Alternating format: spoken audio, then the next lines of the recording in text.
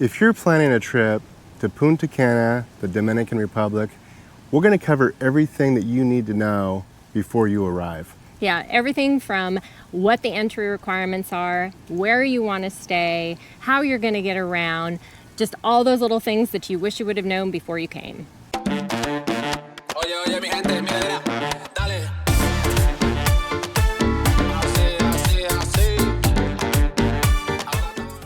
Now, some of the key points: visa requirements. If you're from the United States, Canada, or the UK, you do not need a visa to enter the Dominican Republic.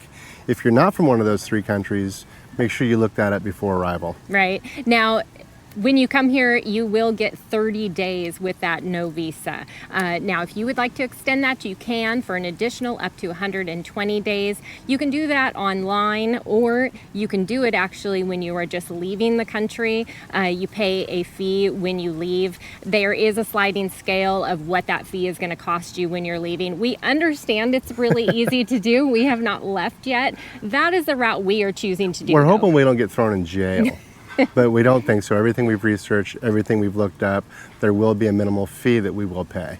The next really key thing that you need to know before you come, and this is before you come, you have to have an e-ticket. We will have the link down below so that you can go ahead and get that application process started. It is free to do, but they're going to ask you all the information about where you're staying, the address. They want your flight number, confirmation number, everything for arrival and departure. Yeah, and departure. We had to get a round trip ticket. Well, we had to get a one-way ticket out of here. And before we got our boarding pass to come down here, we were asked for that information. You may not get asked, but we were asked. So we're glad we had it available. Another thing that you are always going to want to have is make sure you've gotten travel insurance so that you are covered for any of those little hiccups that may happen. But also, if you get sick down here, out of country, if you're from the United States, it's usually a lot cheaper to be able to go get medical care. But it's really great to just have yourself covered just in case. And English is widely spoken. We get asked this question all the time. We haven't had any problems. No. It's always polite, though, to learn a few phrases. We do our best. Please, thank you, and so on. But yes, you will be able to get by with just speaking English. Now, I think a few things about your arrival. When you arrive into the airport here in Punta Cana, it's a PUJ, and that is going to be about 15 to 30 minutes from most of the resorts that you might stay at. So it's a really easy ride to wherever you're going.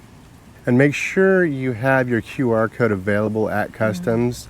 We weren't asked for ours, but that's your e-ticket. Yeah. And if you don't have it, they may question you. They didn't even ask us for it, but we understand some people have been asked. So now once you've got all that taken care of, all the paperwork, the boring stuff, where are you going to stay once you get here? Bávaro Beach is the place to be. Now, it's quite a long beach. There's different areas to stay on the beach.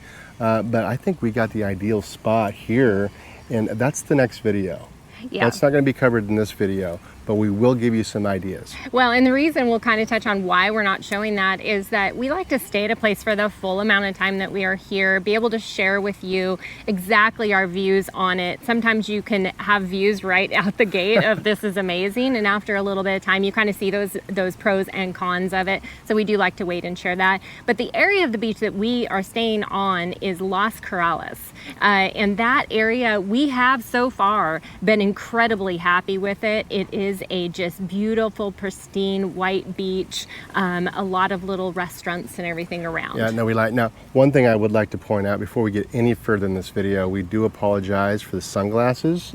It's windy down here. Hopefully that's not coming up on the microphones, but it's very bright. We tried to do it without the sunglasses and it didn't work. We know it's not polite, but we do our best. Yes, while we are here filming in the Caribbean, you may see a lot of sunglasses. Now, the next place on the beach that you might consider staying in is El Cortente. It is where all the shops are at, some restaurants. Taco Tuesday is a great deal. We'll show you that. It's a fun little place to stay. Now, we're about a mile from there. So it's a good walk for us to get down there, have a little dinner, and then walk back. You should always walk after you eat dinner. Yeah. And you know, when we're talking about like where you're going to stay on Bávaro Beach, we have walked this beach a lot, and we'll kind of touch on some other things to be looking for here in a minute, but it is a beautiful beach, and I just don't think that you're really going to go wrong in a lot of the beach areas here. But that area that we were just talking about, if you kind of want to have maybe a little bit more of that local vibe, a little bit more of the shops and that kind of stuff, that might be the area that you want to be. That might be where you want to go. Now, there is an exception to everything, and that is the seaweed. Yes. The seaweed problem, the sargassum, I think is how it's pronounced, is quite evident here in Punta Cana. Now, this just isn't a Dominican Republic type thing. This is all over the Caribbean and parts of Mexico and so on and so forth. They do a good job keeping it clean in most areas that we've talked about, especially along the row of, what are they called? The resorts. Resorts. Yes. It's a big word. Yeah, and that was kind of the tips that we were going to give you when Yes. it is dealing, because it is a big issue, especially the certain times of year. And you are going to want to check with the resort that you're going to be staying with, find out not only do they keep it clean, but you want to ask them, do they actually have a tractor that is keeping it clean? Yes. Because we do see some resorts where they're doing it by hand. Poor souls that are having Man, to I'll do tell you that. what, yeah. But the tractors where we are staying, they go through numerous times every day, and they are cleaning it. So we have not personally had a problem, but boy, we can tell you, we've seen resorts that we feel bad for the people staying there. It's something else. Now, this isn't all Mother Nature's fault. Some of it's our fault for being here in May, which is the beginning of the peak season for this problem. June and August. June through August is the worst of it from what we understand.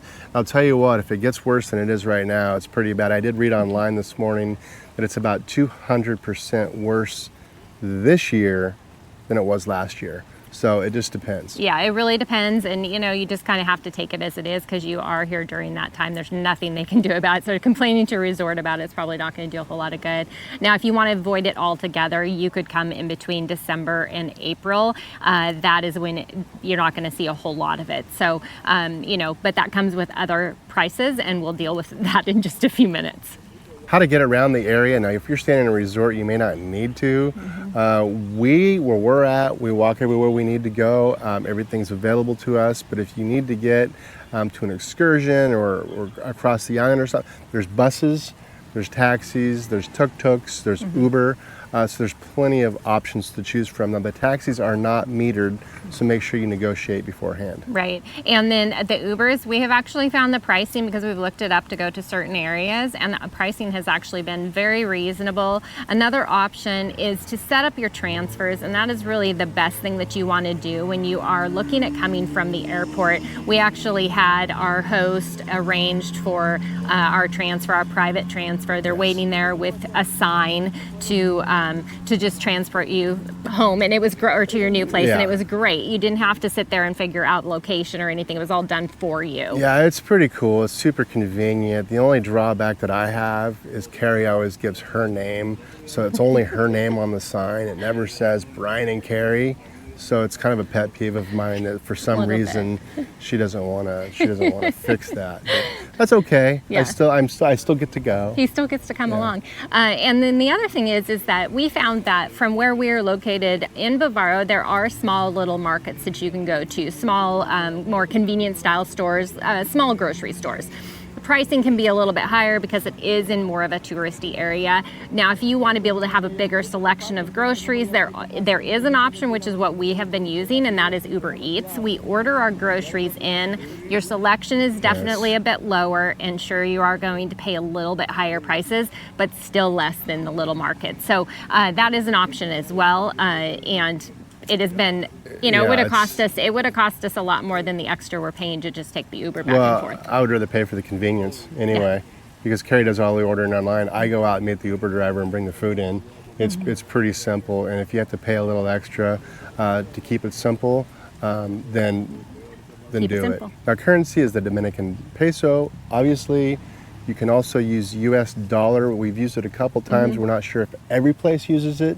but we have used it a couple times. Yeah, it's actually been surprising. Some of the stores, one of the pharmacies we went into, the pricing was actually in US dollars. So that was kind of surprising. Now you can get that money out at ATMs. Unfortunately, in the Bávaro area, there is not a whole lot there's no banks. So you're not getting, which we always try and do, get the ATM that's connected to a bank. You're gonna have to go somewhere and do that. So, just make sure that you're using, what I read online is an ATM that is a bank-owned ATM. And then just a reminder, never let the ATM convert the currency for you. Always just accept it at the currency they're giving you and let your bank do the conversion for you. It might be a good idea to have your money exchanged back in the US or England or wherever you're coming from to the peso.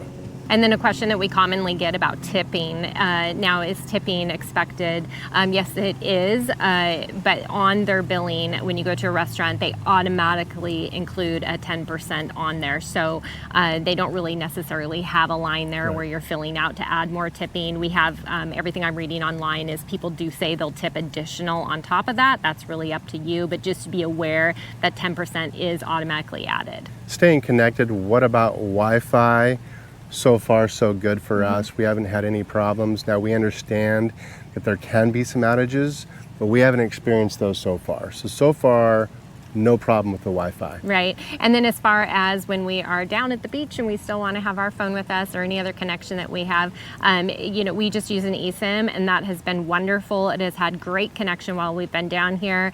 And we'll have a link below for the eSIM that we use. We just go with a global plan because we do travel all the time. That way we never have to change out our plan when we're traveling somewhere new to a new country. It just, as soon as we land, we're connected. We're ready to go. Okay, what to pack? Now, this should be pretty obvious.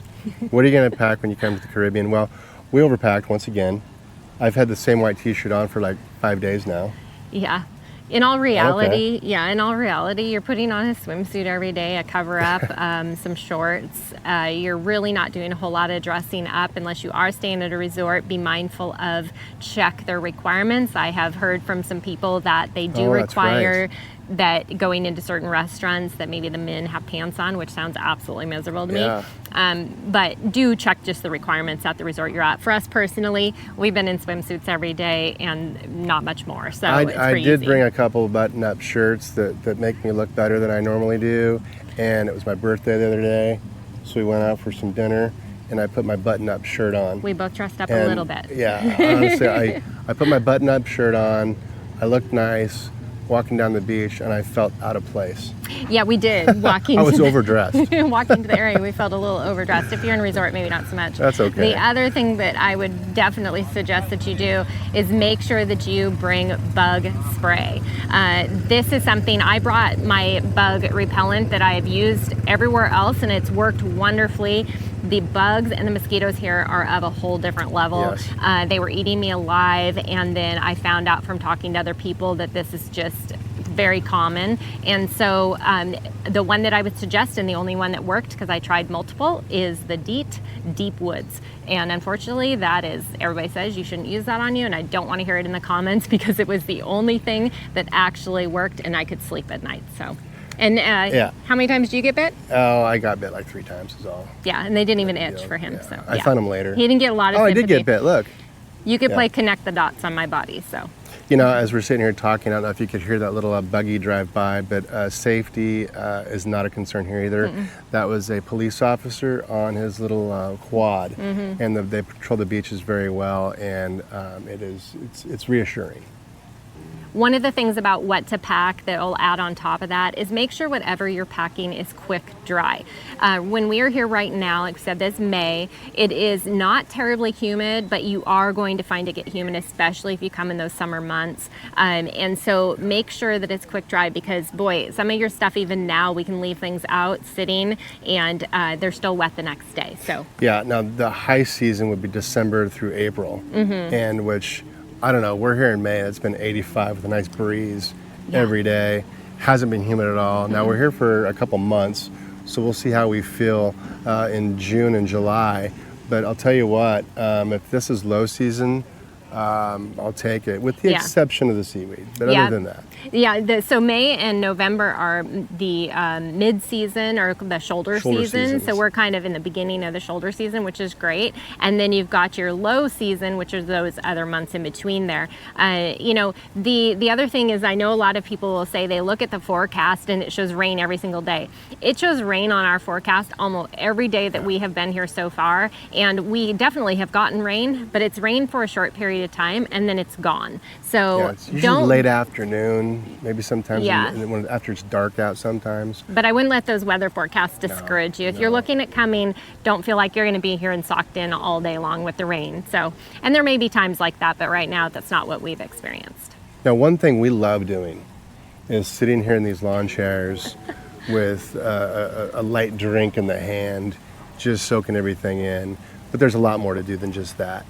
There's the banana boats, there's party boats, there's the surf, the kite, the parasailing. I get stuck on big words if you didn't already know. But they had the I'm 55 now. Is probably is. why. Yeah, he just That's had a probably birthday. why. Yeah. So there's a lot to do. There's zip lining. There's the nature park. Right, you can get out into Yeah. nature, you can go to lagoons, you can take a boat out to the island and do Yeah. some snorkeling. There goes you a can party boat right paddleboard. now. Yeah, I think the one thing that we have noticed in the time that we've been here now is be very mindful of the group that you're booking with. Maybe do a little watching before and see what the boats look like and everything. Some of the boats that we've seen go out in the evening have more people on them than Yes. I would. If I showed up and there was that many people getting on the boat, I would have just looked at Brian and said, Yeah. "You can go if you want, but I'm not going." Avoid danger if you It can. just did not Yeah. look fun. Like the one that just went by, it's what, 10, 11 o'clock in the morning Yeah. right now. Well, it didn't look like it was fun, but it looked like it was much more fun Yeah. than going in the evening time. It's not totally our scene, but we know plenty of people who love doing it. Right. Our advice would just be to do the research. We're going to have some links down below of some of those excursions to look into, because some of them do look like a lot of fun. Okay, a few pro tips. The UV down here is extreme. It gets very, very high midday. Mornings and evenings, you're probably going to be fine, but make sure you pack that sunscreen. Get that 50 plus. Yeah, That's get the some good good stuff. sunscreen. Bring it with you. It's expensive down here. Yeah. I brought some and I decided to buy more because I'm just caking it on. I've also got my bucket hat. I've been wearing my bucket hat quite a bit too, and I couldn't wear it in the video because I think it casts too much of a shade on my face. But this bad boy, He'll wear it for the end here. I'll for tell you what, and I was thinking about not wearing the string, but I kind of like the string for two reasons. It's a fashion statement, and it also it gets windy. So I'm liking the hat. I'm glad I bought it. You've seen me in many hats over the course of the videos that we've been doing. This one's my favorite. Yeah, it's he my likes favorite that one. one. Now, another thing to note is that you cannot drink the tap water here. Oh. That is really a key thing to know. You're not even brushing your teeth with it. It's very much like when you are visiting Mexico. Don't get that water in your mouth. Right. So, one of the suggestions we would make to you is bring a filtered water bottle with you. That is something that we carry. We'll have the one that we have below. We've had it for now a couple of years and we absolutely love it. And so you're buying tap water all the time. But just note that. What are some other different key Your things? e-ticket, make sure you get that e-ticket yeah. filled out. Get that done. Don't be stuck at the airport trying to do that. It wasn't last minute for us, but we didn't know it before we booked everything. Right. And then Our we go, host "Oh, actually let us yes." know. And then also our airline did remind us. We got an email from them, but that was only a couple days before. Right.